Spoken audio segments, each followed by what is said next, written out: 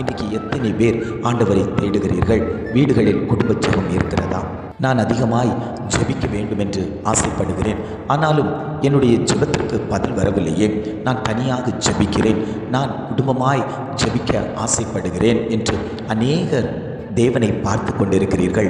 ஆண்டவர் சொல்லுகிறார், என்னுடைய நாமத்தின் நிமித்தம் எங்கே நீங்கள் 2 பேரோ 3 பேரோ கூடியிருக்கிறீர்களோ அந்த இடத்தில் நான் வாசம் பண்ணுவேன். உங்களுடைய ஜெபங்களை நான் கேட்பேன், உங்கள் ஜெபங்களுக்கு நான் பதில் தருவேன் என்று ஆண்டவர் வாக்கு கொடுக்கிறார். ஆவியானவர் சொல்லும்போது சோர்ந்து போகாமல் எப்பொழுதும் ஜெபம் பண்ணுங்கள்.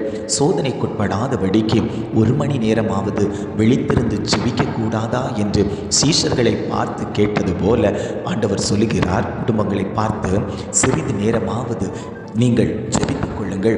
உங்களை விழுங்குவதற்கு சத்துருவானவன் வகை தேடி சுற்றி திரிந்து கொண்டிருக்கக்கூடிய காலத்தில் நீங்கள் வைக்கப்பட்டிருக்கிறீர்கள்.